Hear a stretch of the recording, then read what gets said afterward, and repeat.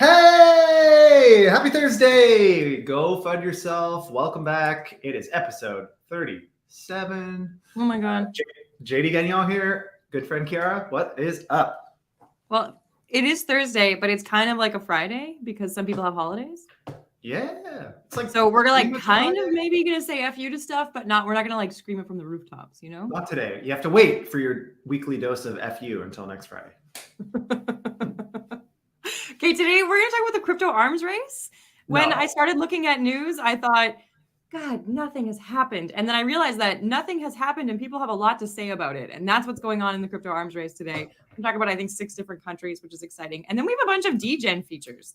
Like there's Tornado Cash, there's Pancake Swap, there's Telegram. I don't know. I'm hoping that you can cover that. And yeah, we're going to act like it's Friday, even though it's Thursday.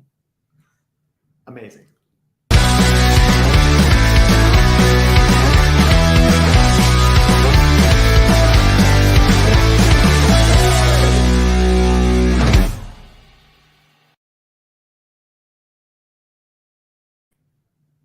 Welcome back. I've never seen a crypto shirt like that. Is it the color of gold? It is not a crypto shirt. And it's actually like, you know, like a green or yellow highlighter? That's actually that's actually the color. So when I bought it, I was like, oh, this is going to be awesome. And now I'm like weird about wearing it because I feel like, you know, when you see people like in public wearing like those reflective construction shirts and you're just like, did you just get off work, or like, are you trying to stand out in the crowd? What you're saying is you can cross the street safely wearing that shirt.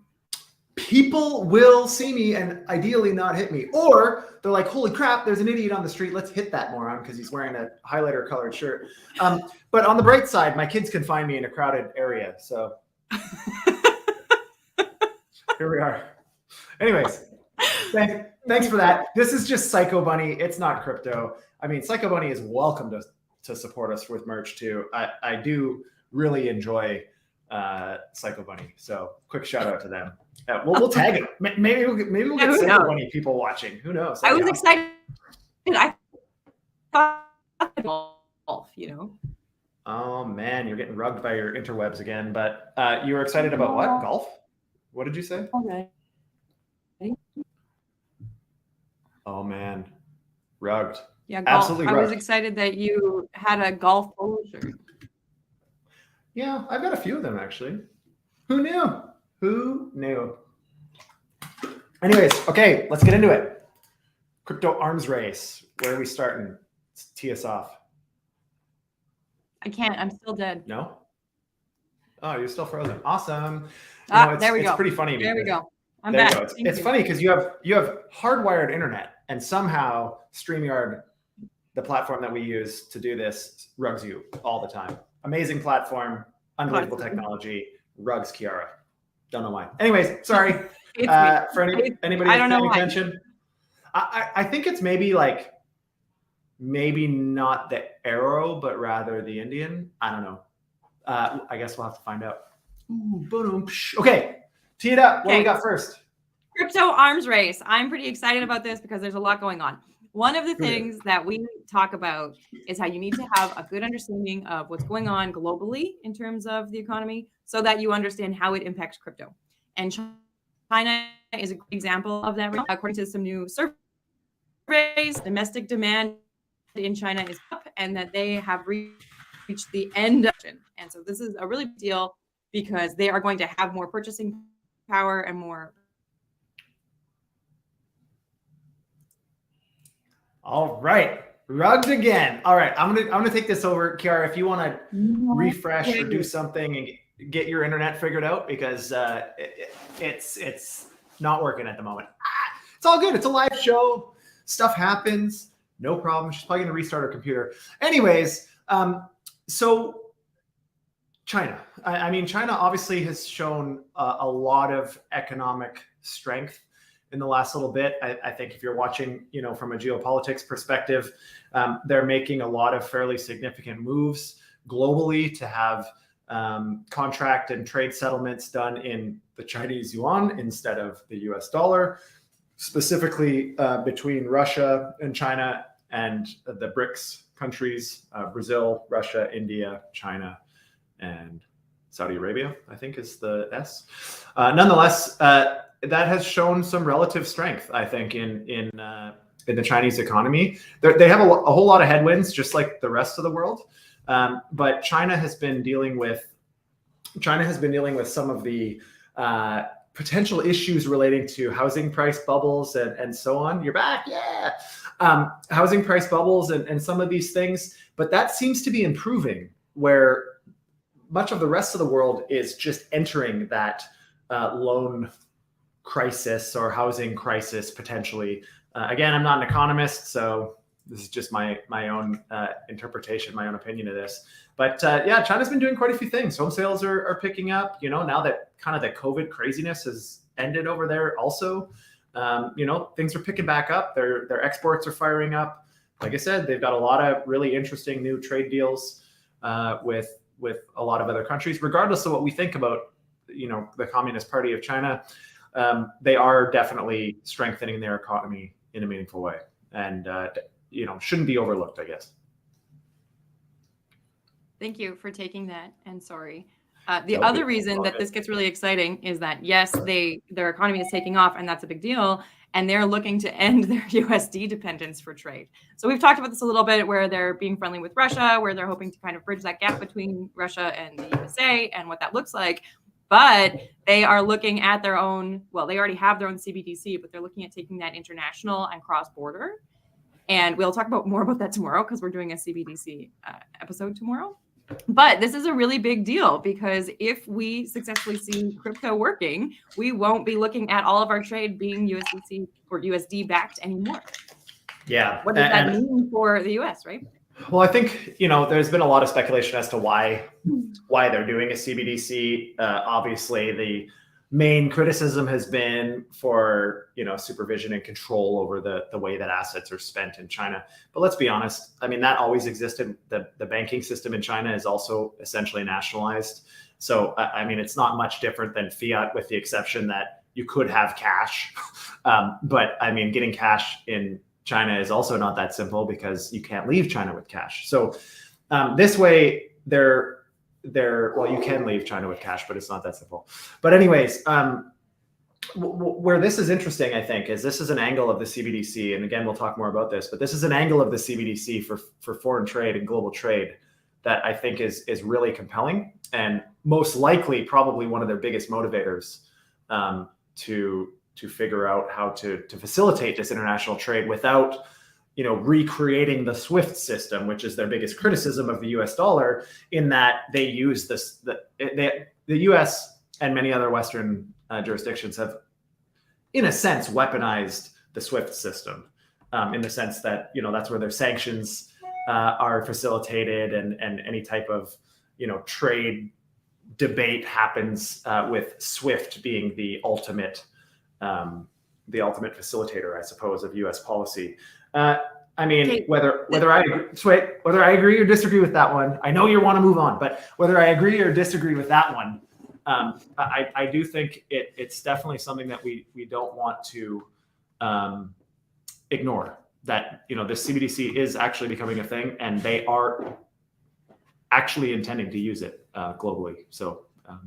I don't exactly want to move on, but it's really important to understand that there's a little bit more to this, which is the 5 leading emerging economies are BRICS. So Brazil, Russia, India, China, and South Africa.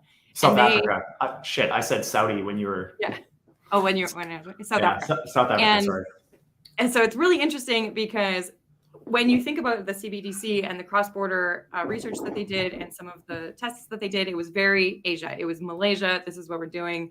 We're going to try to have our CBDC in Southeast Asia. We're going to try and use digital currency only, which is essentially crypto, in Asia. And everyone goes, oh, that's okay. That's over there. But now it has this international factor in Africa, in Brazil, in 2 very different nation states that other people thought that other continents or other countries thought that they had already laid claim to.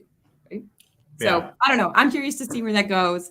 What's interesting about this, and we'll talk a lot more about this tomorrow, but what's interesting about the CBDCs is I think a lot of people, the reason that CBDCs were somewhat attractive initially to most people, to most consumers, is oh, okay, well then we get rid of the potential to manage monetary policy via the national currencies of these countries. When in fact, the way that most of these CBDCs are being imagined and deployed is just an extension of the current fiat system in most of these countries. And this one in China will be no different. But yeah. So the next two stories are really similar to one another. Both the Central Bank of Sri Lanka and the Indian government are being super fuddy about crypto. Both of them have come out in the last couple of days or the last couple of weeks with notices saying that crypto is dangerous and we are not regulating it. We could, we're not going to, we didn't. It's a scam. Don't do it. If you do, don't complain to us, is essentially what they're saying. And part of this is interesting because it's the opposite take of what we see a lot of the crypto arms race being. A lot of the crypto arms race is like, we're going to protect you. We're going to put laws in. You're not going to be able to use your own crypto. What do you mean wallet? And meanwhile, Sri Lanka and India are like, good luck out there. I hope you have a good time. This is important for a couple different reasons. One, innovation is huge. Like if nobody's regulating something and there's no rules about it, you can do whatever you want, which means you can do something incredible. It does also mean you can scam the holy heck out of everybody who exists. So, I mean, yeah, you have to. It's not exactly unbalanced. Yeah, you got to take some of this with a grain of salt too. I mean, like Sri Lanka, maybe not quite so obvious in India, but in Sri Lanka, I mean, a lot of remittances are still done with MoneyGram and all of these transmission services where there is extortion level fees for all the intermediaries. And of course, the national governments of the receiving countries, example, Sri Lanka, which are generally plagued with corruption, have a lot of insight and ways to siphon cash off. So where many other jurisdictions probably have corruption, obviously even in America and Canada, but probably not to that same extent, and definitely not that they're willing to publicly say, you know what, we like the status quo. Like we like to be able to, you know, put our finger on the scales whenever we want and so on. And for a lot of these developing nations where they've used a lot of currency controls to essentially enrich the people in the power class, I guess. India is no different in many ways, although India has, what's shocking about India is India has such an incredible pool of engineering talent. Some of the smartest engineers in the world, the most educated engineers in the world, especially from a tech perspective, come from India. And some of the best people I've met in this space are also from India. But a lot of them this might sound weird, but if you think about the Hofstede's cultural dimension, they tend to have more hustle. Like they're way more focused on work. Yes. Right? Heck yeah. They're way more committed. Yeah, absolutely. So when I think about, you know, Sri Lanka and India saying, I don't know, good luck out there, have a good time. I don't think that sets them up very well as countries to continue with international trade and make sure that they're on the good side of, you know, American regulation and what have you. But maybe they don't care. Maybe they're going to join BRICS. I don't know. Well, India's already. But maybe Sri Lanka is going to join BRICS. I don't know. They're like, we don't care about your regulation. It doesn't matter to us. But that does open up a whole world of work for their population that we're kind of shutting down here in Canada and America. Yeah, to a certain extent. I also just don't think, though, that I mean, from a financial perspective, from a blockchain technology perspective, the only place that unregulated, in my opinion, you know, down the road, if we fast forward 5 to 10 years, the only places then, if they're not going to regulate it, the only place that you can operate those protocols that are unregulated is in those countries. And India and Sri Lanka are not necessarily known for their economic firepower. Maybe they'll become known for that with BRICS. I don't know. Maybe they will. Who knows? Okay. But I think it's interesting. And India, like you said, whether they like it or not, if the CBDC from China becomes the means of international trade, India is not going to have a choice but to find a way to accept it. So we'll see. We'll see what happens. It's a little funny, I think. Like it's so funny. I love it. It's kind of like instead of engaging it, we're just going to say, it's all stupid. We don't want anything to do with it. You know, the other thing here is that they both came out with these statements pretty close together. And I'm not suggesting that they work together, but I thought maybe there was a really big scam that we didn't hear about in our news. So I tried to find it. I did some Google Translate and tried to make sure that there was no big scam. Neither of them have had huge reportable scams within the last 4 or 5 months. So either this is a really late response to that, or maybe it's a preemptive response to Binance. All right, North Carolina. I don't know. I don't know if it's in response to Binance. I really don't know what the deal is. There has been a lot of scams, but definitely not an over a greater amount in those areas than anywhere else. So North Carolina is super fuddy on crypto. They want to ban crypto mining in different counties. And the Sierra Club of North Carolina is putting together proposals and lobbying the government to ban crypto mining in general. This would be like, this is the same as me opining on environmental challenges. It's like, you know, if you have no business having an opinion on something, don't publicly say it. Is kind of my feeling on this. North Carolina, I mean, first of all, crypto mining has become orders of magnitude less impactful on the environment. Not to mention the largest ecosystems, Ethereum and Bitcoin, of course. But a lot of Bitcoin has moved to green renewables in terms of where they're getting their energies from. Ethereum has now moved almost entirely. We're just waiting for Chappella, which I got to talk about on an AMA this morning. Dave Chappella was funny.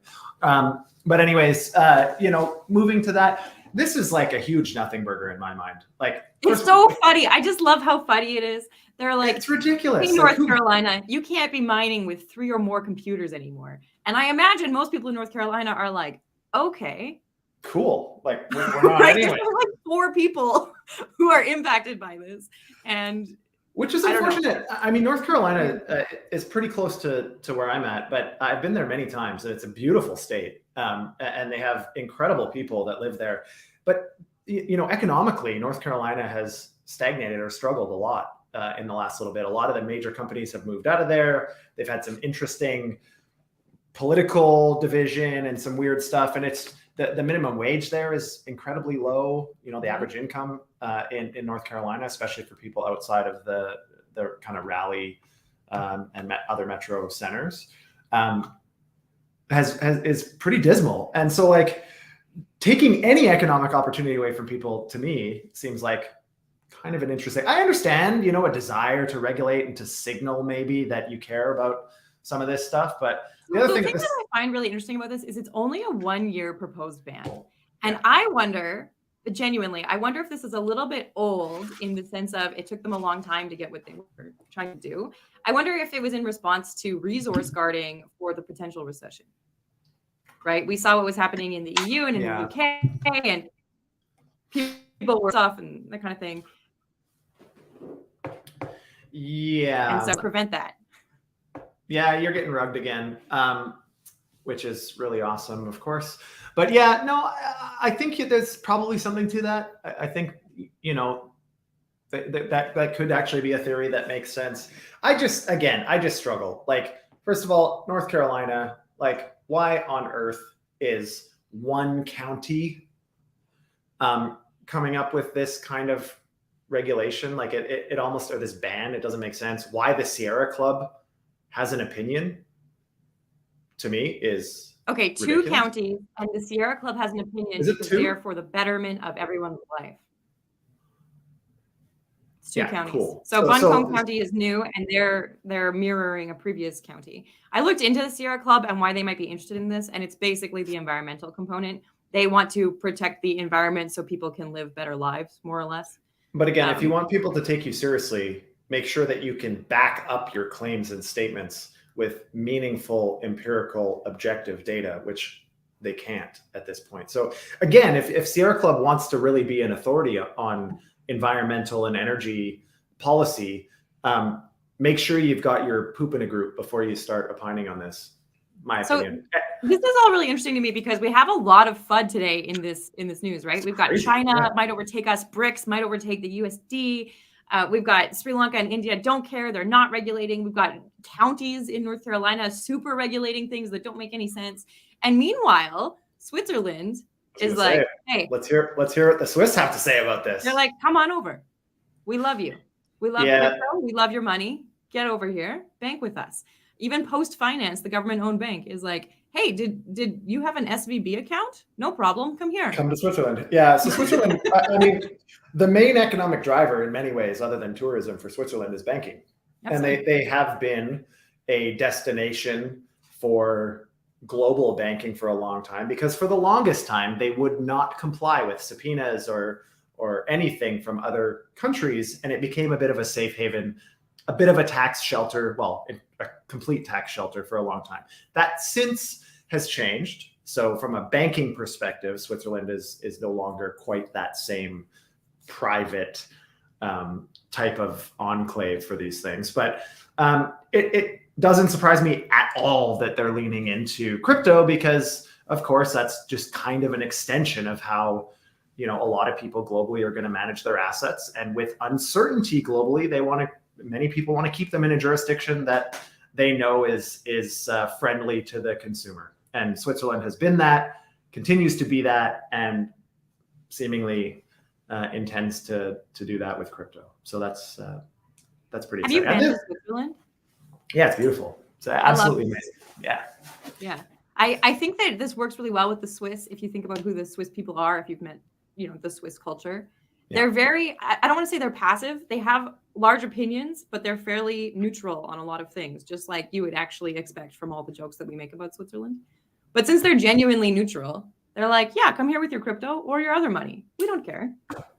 Like, you're doing business here? Fantastic. Amazing. Yeah, it's kind of like when you look at like BVI and Cayman and some of these other places.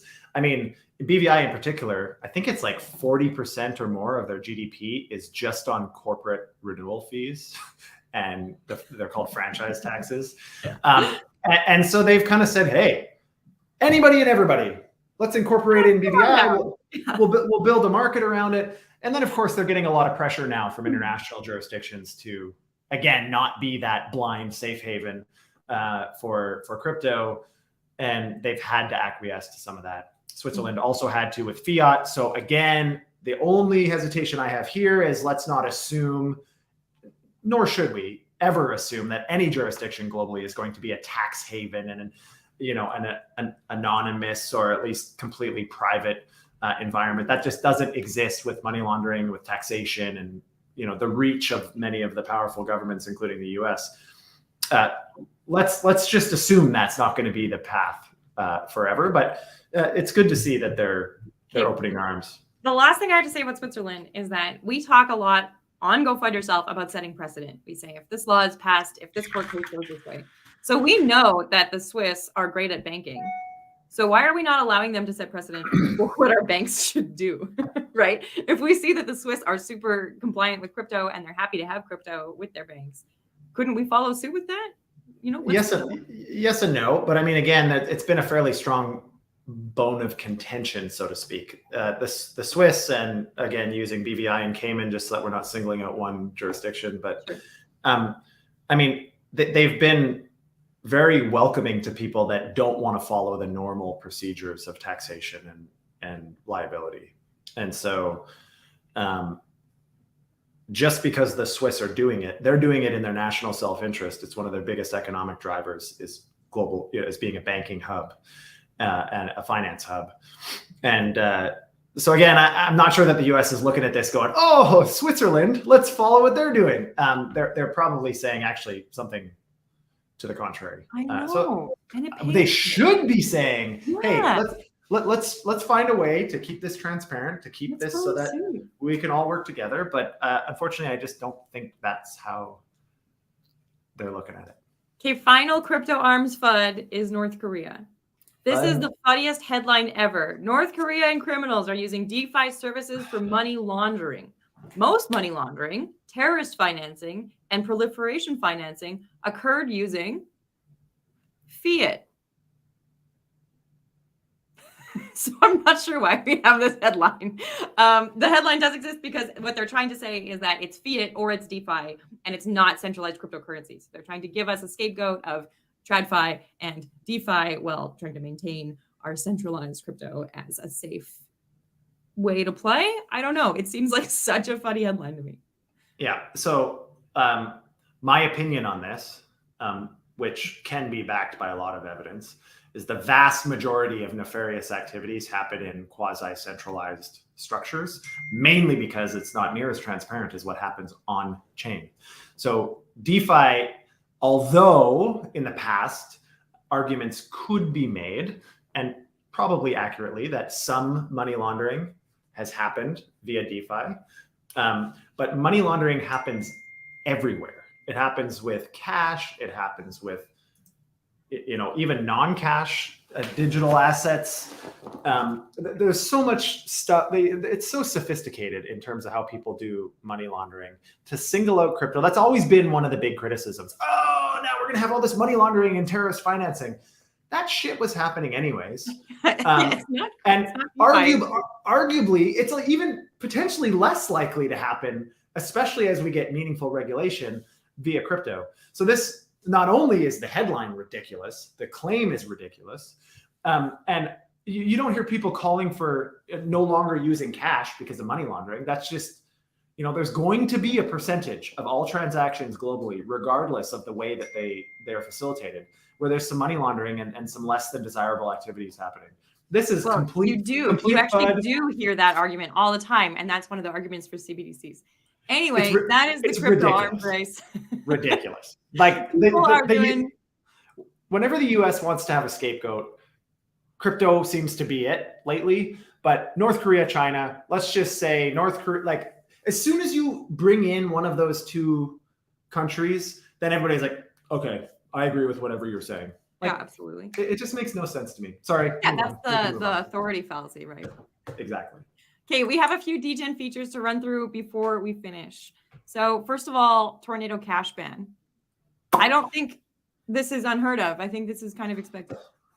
Yeah. So there's kind of a lot of subtle nuance to what's going on and why this is an important lawsuit, I think, or at least the ban, and why opposition to the ban is important on behalf of Coinbase and others.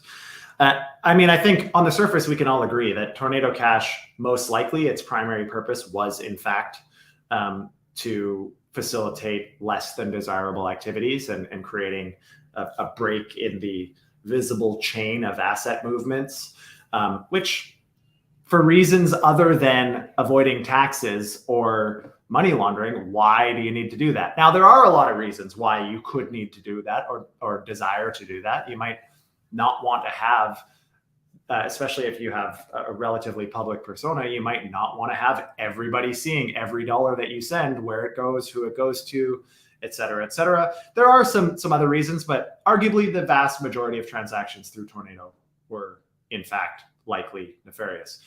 What they're arguing here, and where I think it's important to push back a little bit on this, is the way that it was just entirely outright banned. It is a smart contract that was deployed, of course, at some point, but it happens without human intervention now, A. And B, those people are being personally penalized for this. In particular, the one dev that I believe is still in prison. And that is alarming, because if they're going to determine after the fact that something is unacceptable, but penalize you for having done it in the first place before knowing that they thought it was unacceptable entirely, that's a huge problem, and that's a precedent that we definitely don't want to support, because that really could mean peril for much of the space. That's Tornado Cash. People on Telegram are celebrating because you can now send USDT, send and receive USDT via Telegram messages. This is interesting because Telegram has previously had other cryptos that you could send, including their own token, and people didn't do it. But Telegram has more users now. Telegram is a huge space for crypto. It's a big space for lobbying groups, that kind of thing too. So people are actually expecting that this will cause an uptake in USDT. Yeah, maybe it might.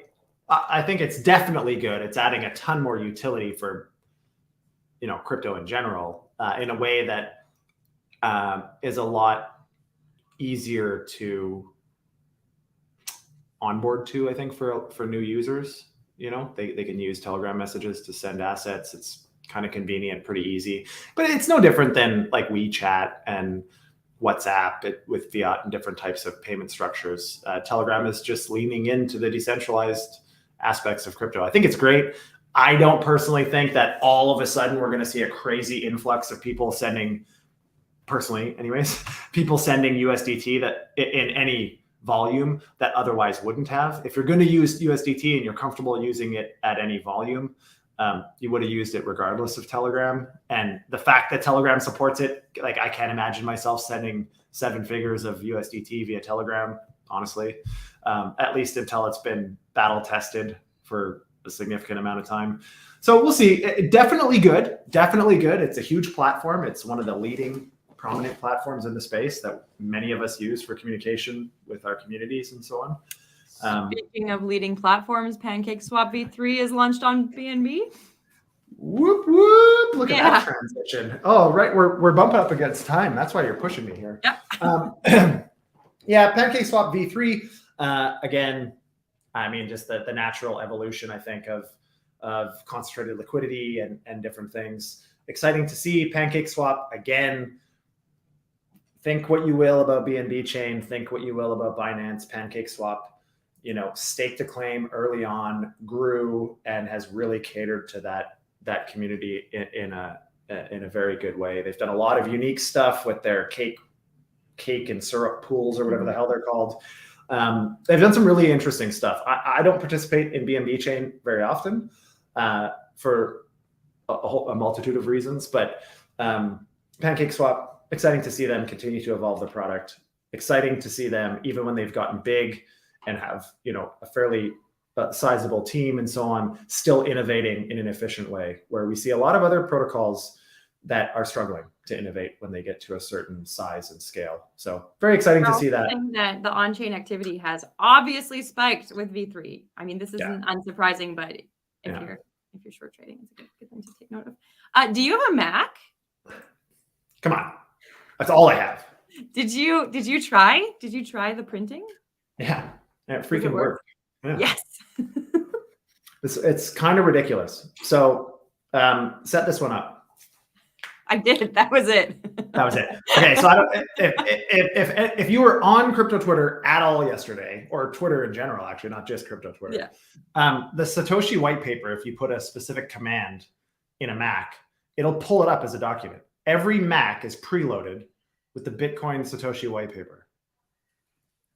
What? So, okay. I got to be honest here. One, it totally makes sense that somebody hid that Easter egg. That's fun. That's fine. But two, it was also Satoshi's fake birthday yesterday. So I have to ask if it could have been in the latest update. People are saying it might have been there for up to 5 years, but it could have been in the latest update to celebrate the Satoshi birthday. Yeah, I mean, let the tin hats come out. Let the conspiracy theories come out. This is like super strange. And because there's not a whole lot of context, especially from Apple, it lets everybody run with their ideas, right? So this is a weird one to me. Like Satoshi's fake birthday, cool. I don't think too many people really give a shit about Satoshi's fake birthday. We're more interested in, you know, the technology and what it's meant to society. But it's strange to see, it shouldn't be this strange, but it's strange to see the largest or one of the largest corporations in the world probably unknowingly participate in something that can be somewhat polarizing. Generally, you don't see them, you know, involve themselves in these things until they've hit critical mass. And so this is a surprising one. I would have to assume that the vast majority of Apple leadership had no idea. This was probably somebody that left, to your point, an Easter egg somewhere. They didn't know. Someone's probably going to be fired. It is hilarious. It's a pretty good troll, kind of cool. I wouldn't think too hard into it. I don't think this means that Apple is, as an entity or corporation, is pro crypto and all of this other stuff. I don't know their opinion, but this surely doesn't lead me to believe that they have one. So kind of cool, kind of interesting. I didn't believe it. I thought it had to be nonsense. Tried it. It worked. A few other people I know tried it. It worked. That's good journalism, you know, primary research. Yeah. Hey, this sounds crazy. I'm going to give it a go. And it worked. And I was like, whoa, that's super strange. But anyways, we can end on a bit of a light note. That's it for today. Like, subscribe, share. Please tell your friends all about us. Obviously, that helps us spread the love and dispel the FUD as much as we can, and help people as they're navigating the space. Try to, you know, step back a little bit and have a bit more of an objective view on the things that you're reading, hearing, and seeing in the space. Anyways. So like, subscribe, share, and go FUD yourself. And go FUD yourself. See you tomorrow.